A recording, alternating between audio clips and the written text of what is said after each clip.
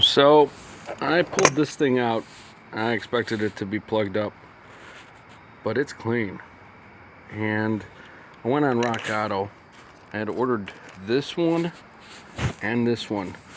And according to the colors, I believe that this is basically supposed to be for a non-rear AC unit vehicle. I've got dual. As you can see, it splits up. We've got a tube that goes to the front, and then we got a tube that goes to the back AC here. So this one, according to Rock Auto, with this color, is supposed to be with the rear AC and separate controls. I'm going to put this one in because no matter what I did, I couldn't get the front AC to work with this one.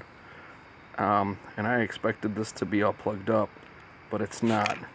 And thank God I ordered this. Oh shit, that's going to be interesting, because that let me know that there's something with these colors. I had the wrong one in there. Something I also wanted to bring to your attention, I ordered one of these extractor tubes, orifice tube removal and installer. It's a piece of shit, because I also ordered one of these and I practiced on this, and basically I ripped the head off. This thing just won't fit. Let me pause and show you.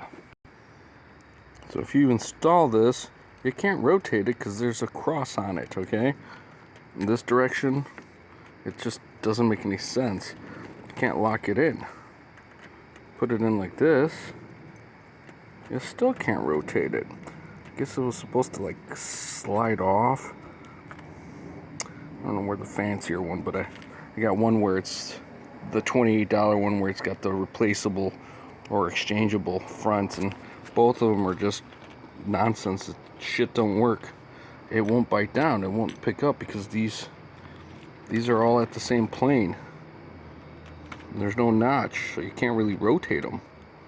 If they were at two different planes, that would make sense, but don't waste your money on this. 98-cent Harbor Freight special. 5 3/4 needle nose pliers.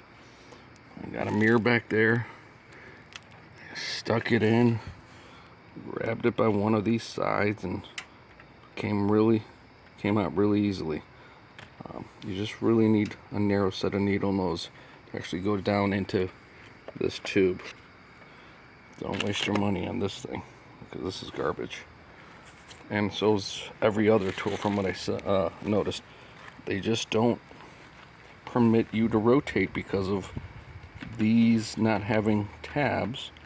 They're flat, and how are you going to rotate if the flats go in? You ready? Alright, I'm recording. Alright, so I could have worn safety glasses, but what we're going to show is, shit. My bad. So I simply separated this and pulled it out of the way, and you could see that I had installed this. Hold on, you gotta put it in there. So oh, there we go. And you squeeze and you pull out. It goes in just as easy. So this is the new one that I'm putting in, right? Figured since you're here, I'd record it. And I just pushed it in. Probably, I'm gonna regret not changing this O-ring, but screw it. This is not going on very easily. So, basically replace the O-ring, but you're not going to because you don't want to? Probably should. And I have one. Maybe I should go look for one. All What right. the hell? Why is... Oh, wait a minute, dumbass. What am I screwing onto? I screw onto this. You know what I should have used? There's this leak lock for refrigerant systems. Problem is, it's almost like Permatex thread sealer, and I don't know if that would make it like impossible to disassemble this, so I'm not going to use it. What should I record? Got a nice leak detector, and we'll confirm that it doesn't leak in the future. Shit. Right now we're just tightening this up, and next we're going to replace the high and low side valves because they're leaking like a sieve. We've got a special tool for that, It's like an 8-point socket that goes onto the high side port. The low side port, you just need a valve core removal tool. So that's easy enough. Most people have that for their bicycles. Your phone is like so, what is it called, unfocused. I don't know what to say. You got my hand in the way. Or I've got my hand in the way. That's probably why. Should I just pause? Because You can. I think people know how to tighten a bolt. Yeah, alright. Alright. Alright. Chevy Express. These are just, that's probably that O-ring I needed. Astro Chevy. Probably all the same shit. Almost. But anyways, this goes to Suburban. It's a 5-pack of, 5-pack of the high side. That's your part number. Off of Rock Auto. Then this is a single high side with a cap. But notice that this one doesn't have that thread sealer on it, and these do. So, I don't know. It's the same shit, but one has thread sealer, the other ones don't. And that's my extractor. This one, is that a low side one? No, that's going to be a high side one. Also not thread sealer, but at least it's got, this kit's got a bunch of the low side extractors as well. And what we can use to extract, this is our leak detector. It's a nice infrared leak detector. And I got a kit somewhere. Shit, might want to pause because this is going to take a while. Alright. So this is my, who the hell makes this? I don't even, Robinair. This allows you to extract high and low side valves while they're actually pressurized. Unfortunately, with our Suburban, the high side valve is not a Schrader valve, so you can't use that. Should I be recording like on my side or like right I to don't know. I don't know. Anyways, and then you got all these different sized valve core removal tools. I think we're just going to use the smallest one here. And that's it. So we don't even need this tool because we've already extracted everything with our recovery pump over there. You see that? And then we got a vacuum pump over there. We're going to pull a vacuum after we do that. But anyways, we extracted everything into our 134A recovery cylinder. Yeah. So, theory behind this goes on a high side. Maybe I should show people how this works. There's a valve in there. I don't know if you could see down the shaft. Can you see the opening? There we go. So you open it up, and then when you got one of these on, it's going to go through. But let's make sure it fits on one. You got to remove the old one and see what size it is. But it's got to click in, otherwise it'll fall out. So that's how that works. Let's just show them how this works on here. So make sure it's always open and closed. Open when you're putting it on or taking it off. And then if you look down in there, there you go. You can see that it's just a normal, what do you call it? Schrader valve. Install this. Had the system been on under pressure, we could have closed this, opened this. This slides on, pops on like that. And then you push down gently. And then you sort of like rotate. There we go, clicked in. Now we go counterclockwise. And that like sucks stuff out? No, this actually unscrews that Schrader. And once you feel, there we go. See this? You keep turning. It gets tight? No, it jumps the thread down. So we know we're at the end of the thread. Now we pull this up. And had it been under pressure, we would have closed this. like so. We would have closed this, then unscrewed this.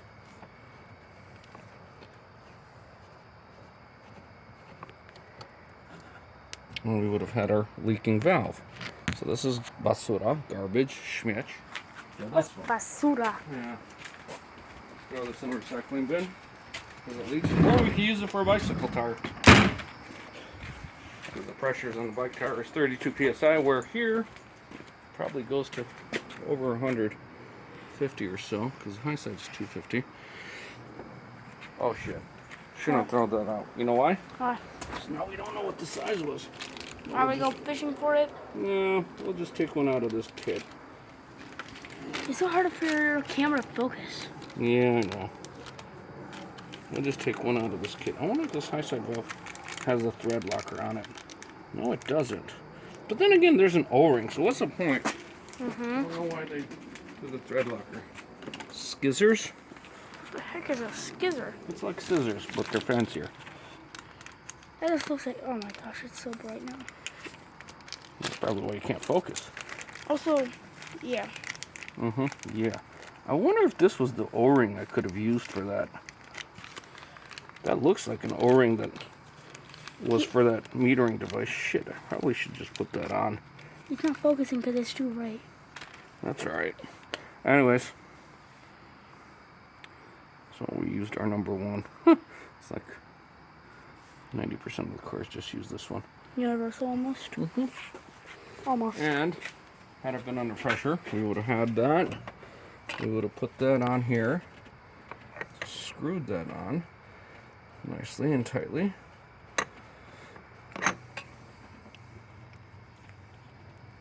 Get that snug there. Then you open up this valve. Are you able to see what you're seeing? Barely. Well, You're in the way all the time. what can I say? I've gained some weight. A little bit. Yeah. And then we plunge down, thread contact, and you feel your way. You know, it should nicely go in. It would have been smart to have turned the other way until we hit, you know, the click of where the thread begins. That's probably what I recommend you do. Go the opposite way until it jumps the thread because you're at the end of thread. And that's it. But this went in nice. So now that that's on, even if it was under pressure, you'd remove that, and it's in there. And like I said, so. Alright. Okay. Focus. Focus. It's in there. Whatever. Now, we can put this guy back on to keep any cigarette ash from getting in there. Tighten that down. Yeah, smoking something that's on fire next to a car, I think that's smart. Yeah. Already redid the fuel lines on this piece of stuff. Did you have a cigarette in your mouth too? No comment. Anyway, so we tighten this down.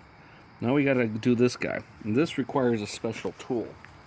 Do not do that. Do it.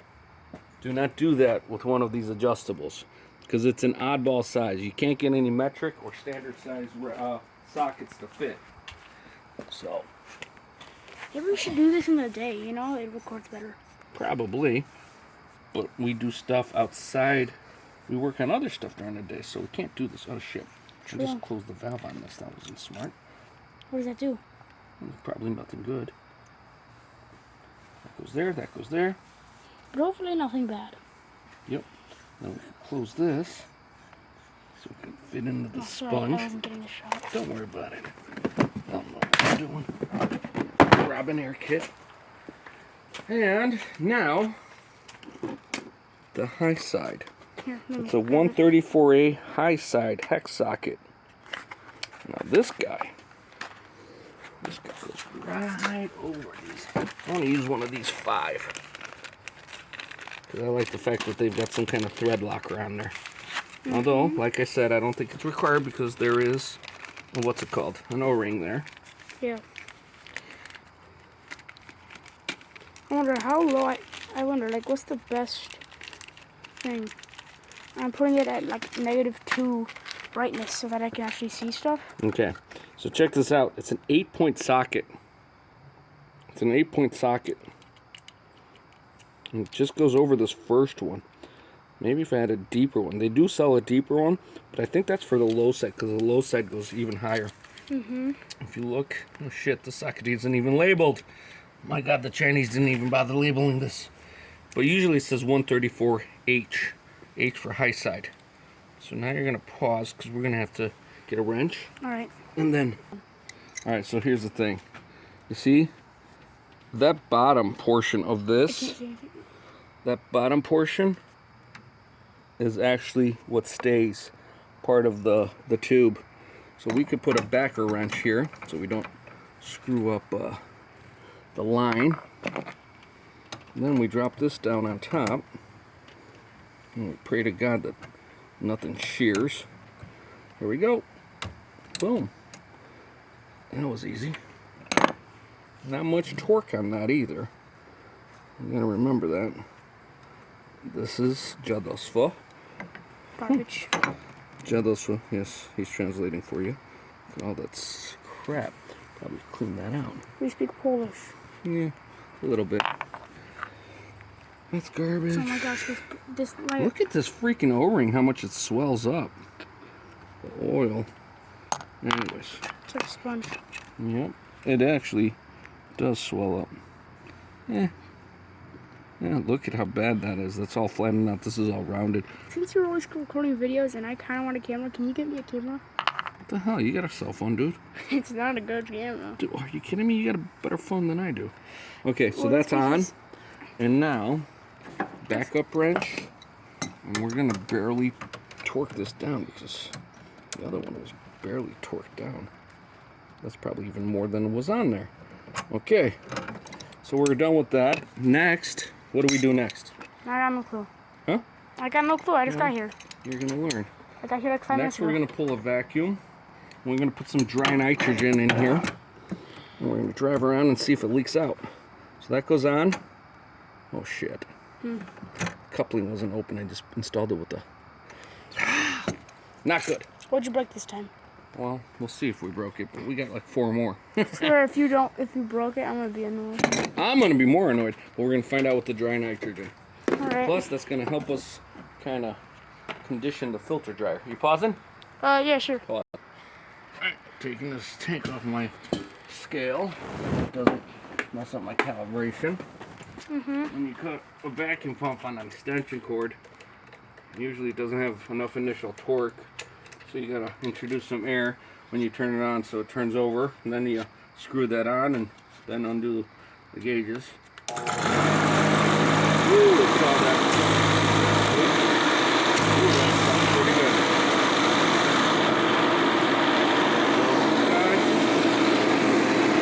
We're sucking. Sucking some more here. Now we open up our low side. You hear the noise change.